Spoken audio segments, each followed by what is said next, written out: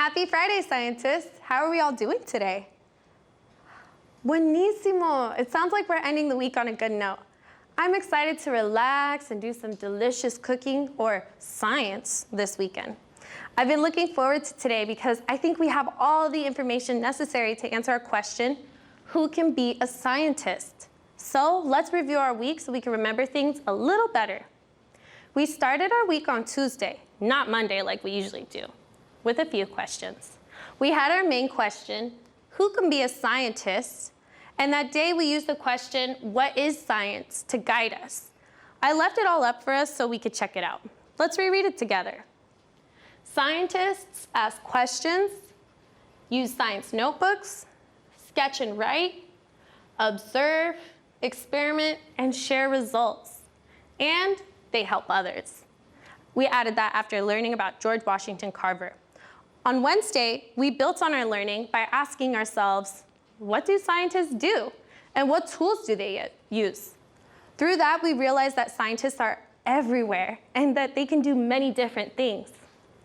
Knowing that, were any of you able to find any other scientists in your home?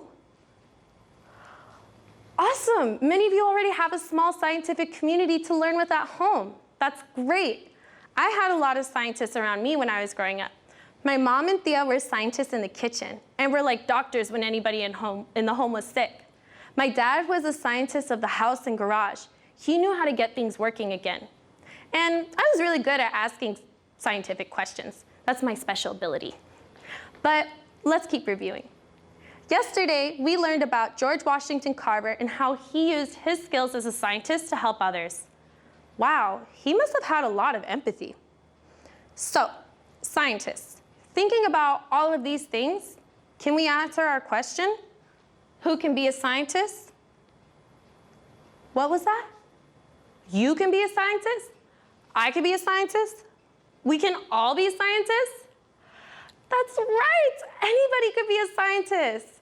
When I was younger, I thought you had to wear a lab coat and goggles to be a scientist, but I've learned that science is everywhere, and you just have to know the right questions. And right now, I have a very important question. What makes you a scientist? Wow, I'm hearing so many wonderful things. We have to get these ideas onto a paper. Let's do an activity together, scientists. We're going to answer our question, who can be a scientist, with a drawing and some writing.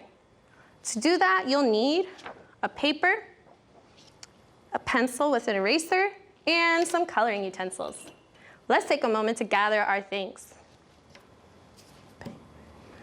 Great, I have everything. We'll start by spacing it out. We're going to draw an oval in the middle, and that's going to be our heads. Draw it this way.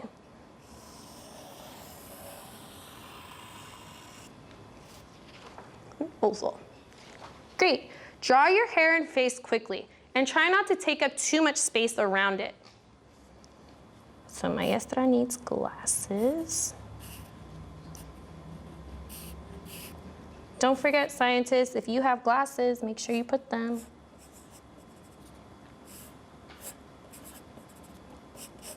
My eyebrows, my nose.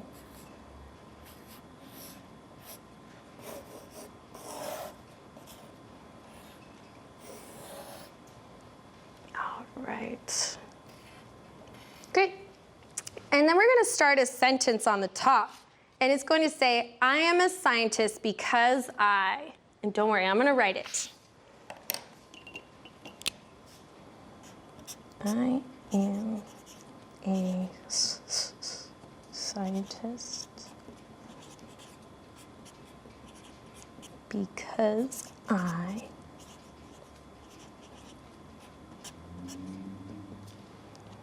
like that. I am a scientist because I, awesome. Now I want you to think about all the things that make you a scientist. You can use words or pictures to show what you mean. I'm going to use words to tell people why I think I'm a scientist. But let me think about why I'm a scientist. Well, I ask a lot of questions, so I can add that. I think I'll actually draw some question marks to show that. So I'm a scientist because I ask questions. Another thing I do is observe. I love observing nature when I go for a walk or camping. I'm gonna write that one. Observe. Observe.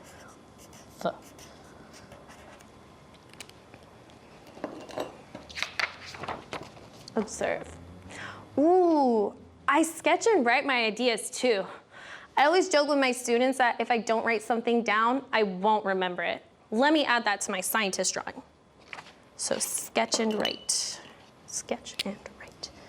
Sketch, C-H, write.